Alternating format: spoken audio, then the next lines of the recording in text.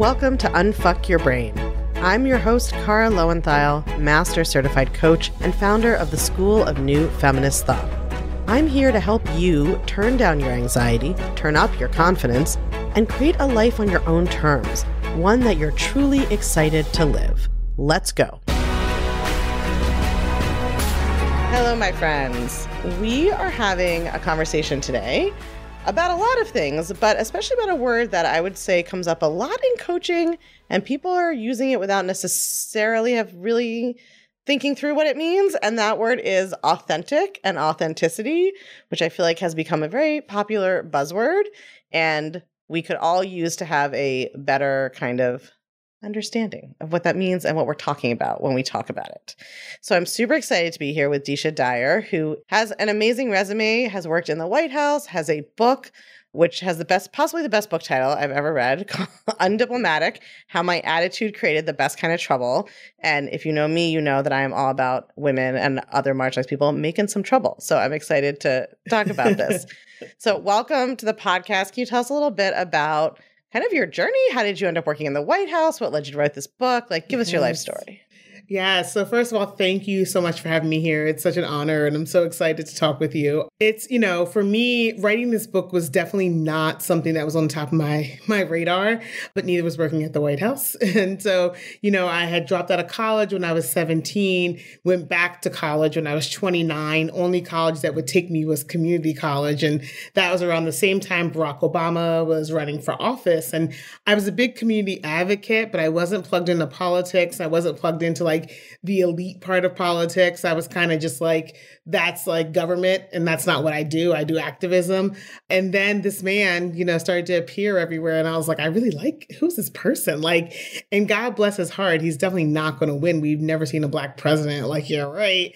And so lo and behold, he won. And right after the election, I got an application for a White House internship. And someone asked me to pass it along to the youth in my community who are in college. And I was like, I think I'm not going to do that. I'm going to apply for it myself. I'm also in college. This is perfect. I'm also in college. So I know that there's a 10-year difference, but I'm still going to do it. So I filled out the application, got the White House internship in the fall of 2009, Barack Obama's first year, then got hired back at the White House in 2010, and then just stayed there to the very end through several promotions to get the top job of social secretary, which is running all the parties and events and state dinners and all that stuff. But the whole time I was there, I was what am I doing here? I don't belong here. This is not my jam. This is not my thing. But I kept excelling. And so Undiplomatic takes people through that journey. And it also takes people through it wasn't that I got a job at the White House and I was oh, I'm so confident. It was definitely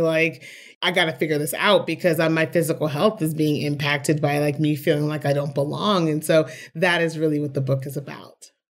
There's so many, I feel like we could have a whole podcast episode just about this, the last 2 minutes of everything you said. So first of all, I love the story of you having dropped out of college and then coming back 10 years later. So many people I think, well, something went wrong or I made a mistake or my life went off track somehow. And now that's it, right? The number of people that I coach literally from ages 18 to 80 who are telling me it's too late. I already screwed it up. I already, people have that thought at every stage. So I'd be curious before you even kind of get to the meat of the book, what was your thought process? Was it hard for you to go back to school? Was it did you have to change that kind of thinking? What was that like for you?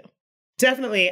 For me, I'd always wanted to be a social worker. And I thought that just because I was a nice person who cared about people, that I could go help people. Why do I need a college degree? And so I think, eventually when someone's you actually have to go to school, I was what? That is why I started going back, really, because I was I know what I want to be now. It's completely unrealistic to be 16 and applying for college and being oh, I want to be this or I'm going to stick to this. I think it's an unrealistic expectation that we ask of our kids. And so, of course, being a psychologist at 17, saying I wanted to listen to people's problems was not correct. And so when I eventually became, went back to school, it was simply because I finally figured out what I wanted to do, but no school would accept me. And so I had to go to community college of Philadelphia in order to get into a 4-year college. And it was amazing because I'd never looked at community college before because I was it's a 13th grade, it's junior college. It's for people who aren't smart, but it was the best decision ever for me. So it was amazing and it was wonderful. So yeah. My husband also had a like kind of misspent youth in some ways. Not saying that's what you had. That's just what happened to him, and had dropped out of a couple of colleges and then went back to community college first and then became a lawyer. Like, but community college was Wow. also, Yeah. really big for him to like get him back on that It was the educational best. It was path. like time, like slowed down. It was like my pace. It was just really great for me. Yeah. 4-year college wasn't like I didn't have the discipline for that at Yeah. 17 or the money. So yeah. Yeah, which makes sense.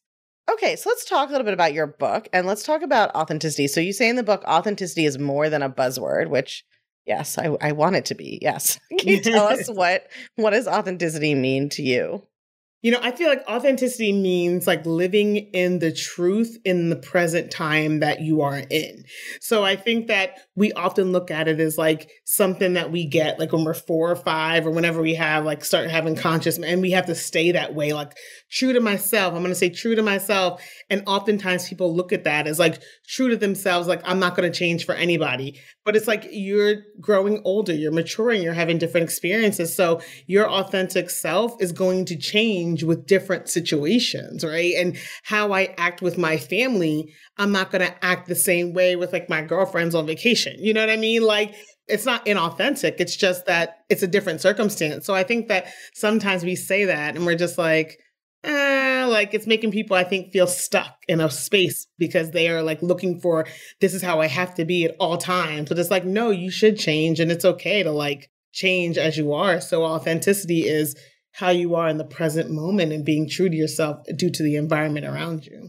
Yeah, I love that because, right, there's this idea that like I'm a fixed static self through time and through different situations. And that's like the real me, as if it's like a rock you can discover in the forest. That's like a real concrete thing. Yeah, exactly. But like really the question isn't like, am I being exactly the same every moment? Because nothing in life is consistent. No animal is consistent that way. But like, what are the motivations behind how you're acting? Are you acting differently because you're like hiding who you really are? Or you're uncomfortable with yourself, or you're people pleasing, or you're not comfortable showing up? Or like, that's such a much more interesting question. Like, why am I being the way I am in this scenario? Not like, am I being my authentic self? I completely agree with that. And I love that outlook on it, because I also feel like it's one of these things where you start to feel, I feel like maybe with maturity, like you start to feel in your gut when like, this is not like, and maybe it's not you, it's just the environment. Perhaps that's just not the place that you could be yourself. So then you have to make a choice. Like, do I want to keep pleasing these same people in this environment? Or like, do I just want to get out of it? So the question even on belonging, I don't even ask. So I'm just like, if I don't belong somewhere, maybe it's because it's not for me. Not that the environment's bad, but like it's not my vibe, and that's cool. So you worked at a place that I imagine had a lot of structure. There's like ways of doing things in a White House, and anybody could look at either of the Obamas and tell they run like a tight ship probably. So I'm curious, what was your experience with kind of being somebody who's like, I want to do things my way, and then being in a place that had a lot of rules and structure? What was that like? Yeah, I would say it was 50-50, like hell and heaven, because, the hell part is that like I didn't come from the political world. So all the decorum stuff that like you need to know or you should have, or even like who the donors are or who the player, I had no idea who these people were. Like, I was like, I don't know who you are. So sometimes I'd have to ask a lot of questions, or I'd say like, well, let's do it this way, because I don't really know the traditional way of doing it, which then was the heaven part, because I got to do things in a non-traditional way. I got to be undiplomatic. I got to be like, well, why don't we try like having a live band outside of the White House? And people are like, what? And I'm like, I don't know. I think that sounds like a great idea to me, like, and I think fun. What's the problem? What's the problem? They're like, well, usually we have like, a string organ. And I'm like, that sounds lovely. But like, let's give local musicians a chance, like to maybe like, just play their guitar. Who can, and the heaven part was the Obamas gave me the authority to be like that. They were just like, we trust you. And I was like, okay. Are you sure? So that was the great part, because I had these two untraditional people that were just like, we've never been here either, Deesha. Like, let's just do things different. And so it was hard, I think, many times, because I was going against the grain. And then also you have to realize that if you do your own thing and you're so in tune with yourself, like people, don't like you. And so I had to be like, well, I'm not going to be included in this fancy event or this whatever happy hour, because like, here comes Deesha so I'm like, it is what it is, So I'd say it It was a 50-50. I'd like to talk more about that because I think, I'm often teaching similar to what you're saying. Like, it's more important to be yourself, to show up as you are, like, to resist these kinds of oppressive structures. And then, of course, like a very natural response is like, yeah, but there's consequences for that sometimes, right? Like, you can negotiate at work. And then we have the study showing that women and people of color, when they negotiate, may actually decrease their compensation, right? Or like have this sort of, you get this boomerang effect of the sexism or racism or whatever else from the other side. So, and like a man's assertive and a woman's a bitch, like all of this kind of thing. So I'd love to hear kind of like what are some actual tips you have for listeners to try to bring their whole selves in, even when like that's not the status quo, that's not what people usually do. And how do we think about the like risk reward of there potentially being consequences when we do that? Yeah, I think that's a great question. When I think about the risk, I'm very upfront and honest with people because people look at me and they're just like, you're so yourself. And like, I love that you're a truth teller. And I'm always extremely honest and say, I want you to know there are consequences to that. Like the consequences is that like, and just be, we love being in group activities and being in community. Sometimes I'm excluded from those things, like people talk about me. And sometimes it's like, here she comes. And I have to be okay with being talked about because at the end of the day, I know that I'm like going to bed being like, I did the best that I could for myself and my community.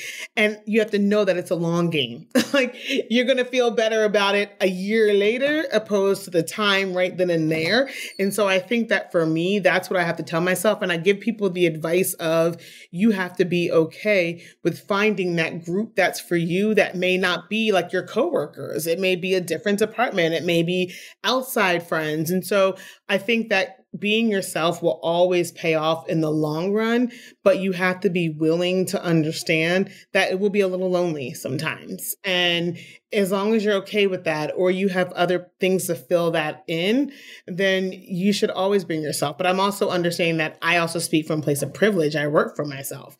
Not everybody has that. So I don't ever want to give that advice to people and them say like, I need my job. I can't afford to do that. So of course, like in the safety of financial, physical, mental, do what you need to do, but make sure that you have therapeutic things outside of that to remind you of who you are so you don't adopt this philosophy of like, I've got to fake it, or I've got to be somebody else.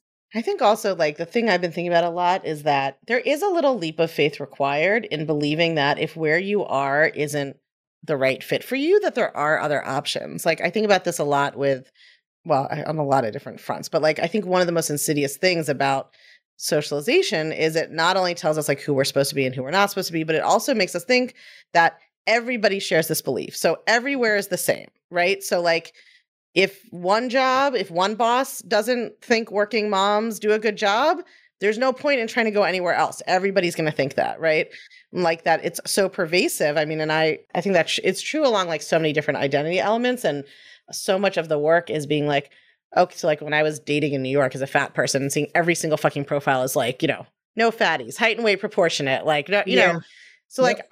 like that's real. And I just need to believe, okay, it can't be possible that everybody thinks this. There's going to be like, there Right. are some Exactly. fat people have been having sex since the beginning of time. There's going to be Right. some 100%. people. Mhm. And the same is true in your job, whatever it is, right? So I think that it's like, we're never about, well, not on this podcast, like never about denying that there is a risk benefit scenario of like showing up as yourself in your identity and not doing all the code switching that's usually required or not, going along to get along or not conforming.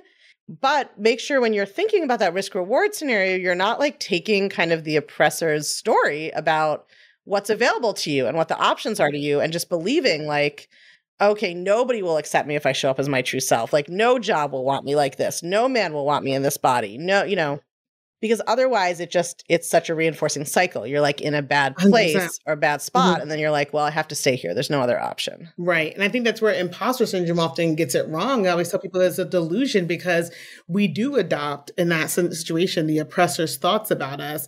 And not only do we adopt them, but then we make it like our fault. You know what I mean? It's just like, oh, it's my fault. I can't, date in New York because, I'm Black and all the people up here, like they want light skinned women, like they're like, you just start to be like, oh, but I wish I was. Well, only if I was, instead of being like, this is just the way I am. And I can't change that. And honestly, I don't want to. Like, I never wanted to wish I was somebody else. Of all the things, like, I wish I'd been born to a rich family, like all these, but I never wish I, in Yeah. this body, in this skin, was someone else. And I think that that's where imposter syndrome changed a lot for me, because I was like, this is my fault. And if I would have had more education, if I would have had this, and then I'm like, wait a minute, like, I made it to the White House. Like, Yeah. what am I saying? Where am I You supposed know? to go from there? Right. What Yeah. else could I be even doing? Yeah, what else? And so Yeah. that's what I'm like addicted to now. It's like, what else can I do? Like, how exciting is all of this, you know? But I do believe that oppressive language is what kind of makes us turn in ourselves and, you know, beat ourselves up and talk mean and all those things. And I'm just like, I'm not doing that crap no more. I'm just not doing it no more, you know? Yeah. So yeah. So how do you think those of us who are managers now, or have, you know, who have like gone up the kind of quote unquote ladder a little bit, or have more connections, or have a little more power, how can kind of leaders of organizations champion their employees to be their authentic selves? Like, what can you do to, if you are a leader of people or a manager or whatever else, to make your work environment more welcoming of people being their full selves? Yeah, and I'm going to say like something that I say, and people always not laugh, but they're always just like, what? But I always feel like we as managers or leaders, we're always looking at things that we can do to make other people comfortable without fixing ourselves. And so I'm always like, I look at myself constantly and say, like, Deesha, what community do you have your unconscious bias that you are putting into the world? Just because you are a DEI leader and you've done all these things does not mean that you are not being harmful to a community or to people. So I think that the first thing as a leader is get yourself checked. Like, figure out, like, you know, what biases do I hold? How does that impact the people that I lead? And start there, because it's just, again, it's like we think we're untouchable because we're leaders of things. And I'm like, no. Like, I've definitely had thoughts or actions against communities that I'm not proud of, but I need to work on that before I try to lead somebody else. So I think that's number one. I think number two, having equal accountability throughout organizations. I think that oftentimes we talk about DEI and we talk about different things, and it's just like, well, if, we're going to have trainings for that. But if, with sexual harassment or with other things, there is no training. You're fired. Like, you know what I mean? Like, and I'm not saying that Right. everybody should get fired for stuff. Right. What I'm saying is like, we need equal accountability for when you do we make a workplace harmful, and being a leader that stands up and say, we need to have that. But I think it's also like pouring into your employees, like, all of the time, not just when there's a performance review, when there's a big project. It's like, how can I help them continuously grow? So I think as a lot of leaders is that we keep people in place so they stay at our workplaces. Like, I love them. Like, we just had somebody in my job, like, move on. And I'm like, oh my God, my assistant's leaving, but she got a really kick-ass job. Like, good for you that you felt that empowered to move on. And so I think that us pouring into and making an environment that people really want to be in versus one that people are just there for a paycheck. Yeah, I love that.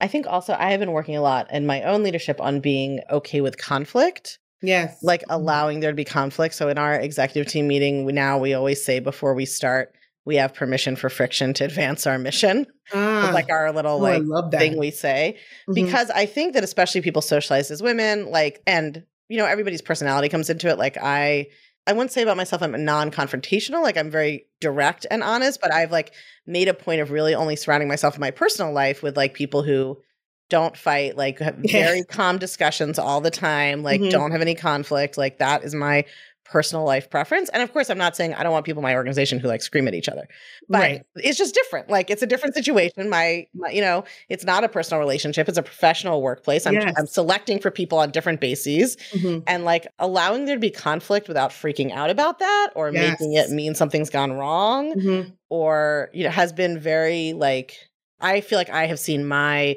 leadership team, which is all women, 2/3 of which are women of color, like kind of blossom a little bit more into their full selves, is like allowing for that conflict and that not meaning that like it's bad, someone's in trouble, So I think that's like, especially for people socialized as women, like how comfortable are you with allowing for like natural friction to occur? And like, I think that also having scenarios or phrases or like practice, like everything else of how you approach that conflict, because some people just don't know and we just haven't been taught. So, if I'm having an issue with a coworker or whoever, how do I go to them without like getting a personal feeling where they feel attacked or where I feel Right. like So I'm many people already don't have conflict resolution skills in their personal life either. So they're not going to have them at work. 100%. That's something that I'm also personally working through, just being from Philadelphia.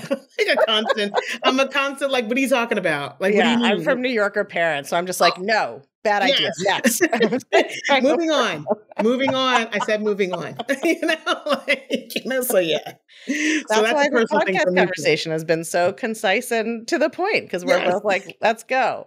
So yes, exactly. Everybody should obviously order your book, which is, again, called Undiplomatic, How My Attitude Created the Best Kind of Trouble. Where can people find you if they want to follow you, learn more about you? Yes, they can find me just, I have a website, Deesha Dyer, first and last name, DeeshaDyer.com. But then I'm on Instagram actively, probably the most. It's D Dyer, DEEDYER 267. On my website, it says all the places you can buy the book. Of course, we love supporting independent color bookstores and marginalized people bookstores. There's also the Amazon and Barnes and Noble and all that on there. But it's just exciting to have this story out there, and it's just great that people have been receiving it so well. So yeah. Awesome. And we'll put that all in the show notes. And I always like to say, if you really can't afford to buy a book, go request it at your library. All of that 100%. Helps with like demand and showing showing institutions that people want to read this book. 100%. Amazing. Thanks for coming on. No, thank you. Thank you so much. If you're loving what you're learning on the podcast, you have got to come check out the Feminist Self-Help Society. It's our newly revamped community and classroom where you get individual help to better apply these concepts to your life, along with a library of next-level, blow-your-mind coaching tools and concepts that I just can't fit in a podcast episode. It's also where you can hang out, get coached, and nerd out about all things thought work and feminist mindset with other podcast listeners just like you and me. It's my favorite place on earth, and it will change your life, I guarantee it. Come join us at www.unfuckyourbrain.com/society. I can't wait to see you there.